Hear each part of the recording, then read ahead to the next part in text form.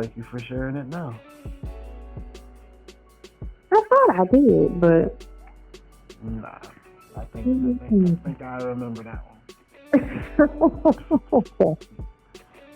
But I just need you to understand that um,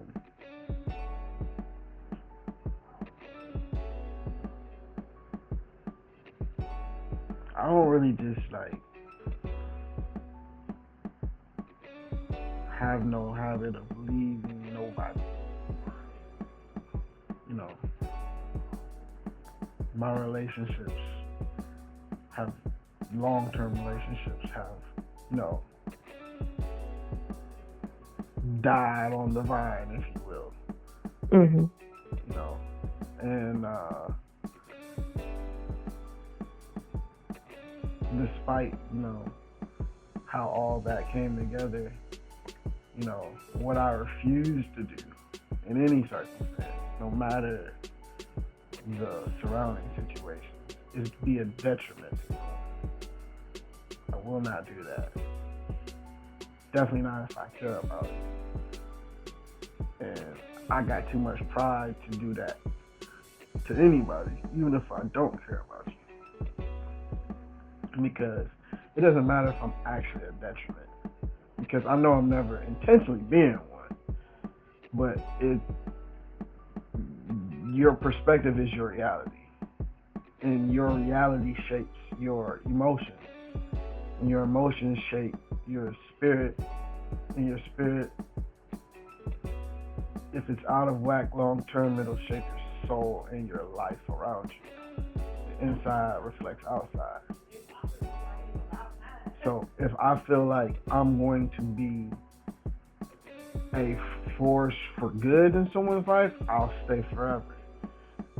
But if I feel like I am the thing that is keeping them from being their better self or their full self or their happy self, because they're either trying to please me or they can't please me, or we're fighting and the the back and forth is causing you mental or physical anxiety. You know what I'm saying? I'm not I'm not for prolonging that. I understand going through a storm in a moment and this, but I will not do that long term. If it's like, okay, it's one thing to be in a rut, it's one thing to have a bad season, but I'm not gonna do years of that. You see what I'm saying? If it took, a six months to shake from something, so what? But anything really longer than that, it's like you're having a problem that you can't identify. And when you can't identify the problem, you can't fix the problem. Or if you don't agree with the problem is, you can't fix the problem. And, we have found ourselves in a space where we couldn't agree. We both thought we were identifying something that was equally valid. And perhaps they were equally valid, but as I say, two things can be true. And, you know, um, the truth about me don't change the truth about you. Hey, I love that saying. But the bottom line is, I think if we're always introspective, um,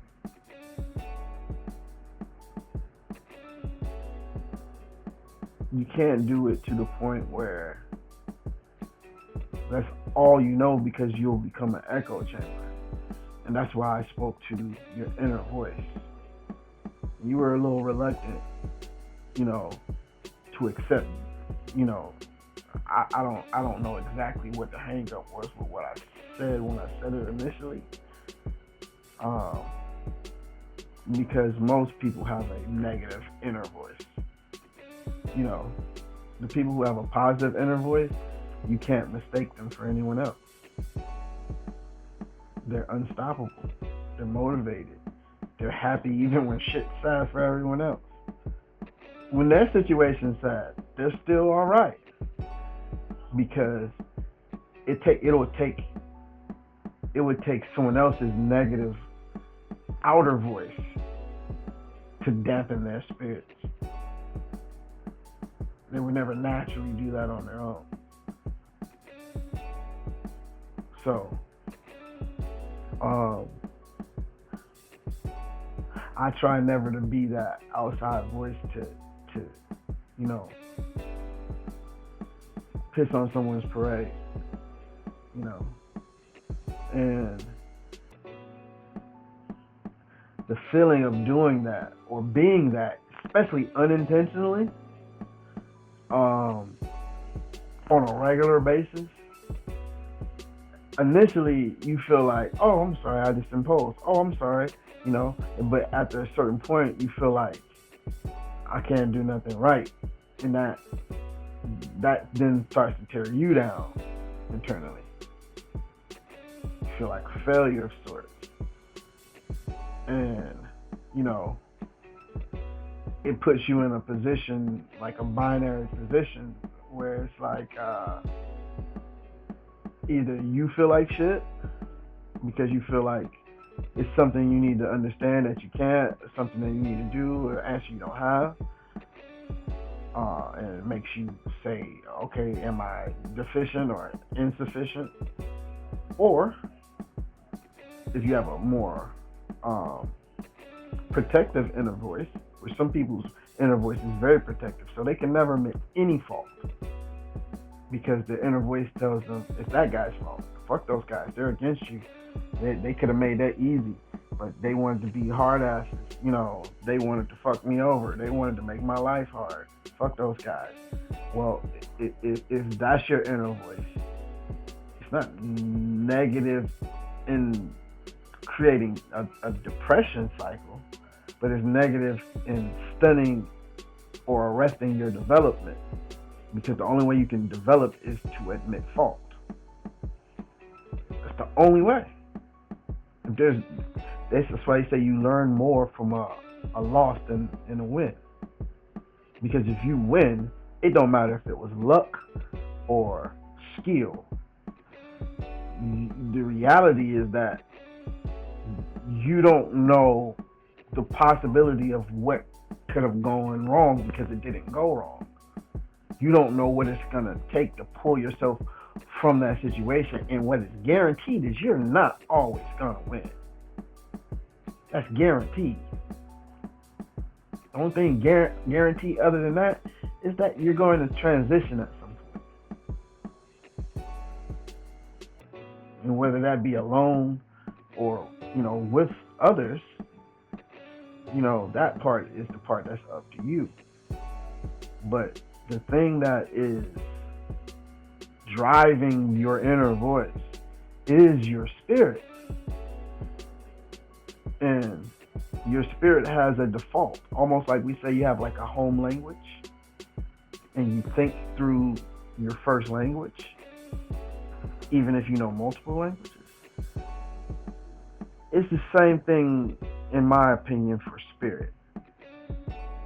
Your native language, may be shyness or, boisterousness, very in your face alpha, or, meek and mild and quiet, or, blaming and skirting, responsibility, and accountability. You may be a victim. You think everything's against you. There's so many varieties, but whatever that is that you start with, be it because of, your environment or just who you naturally are, because it's people who can grow up in the same environment with a completely different spirit. That's the nature versus nurture, but I think the nature is so much stronger than the nurture in certain cases that the nurture don't matter. Don't matter if you raise your child well, if that fucking nature is strong enough in that child, he gonna fuck at a certain point. It ain't gonna be a fucking thing you can do about it. It's more just as predictable as the rain coming. You don't know when it's coming, but it's coming. You should own an umbrella. It will rain again. I can guarantee it, and I ain't God.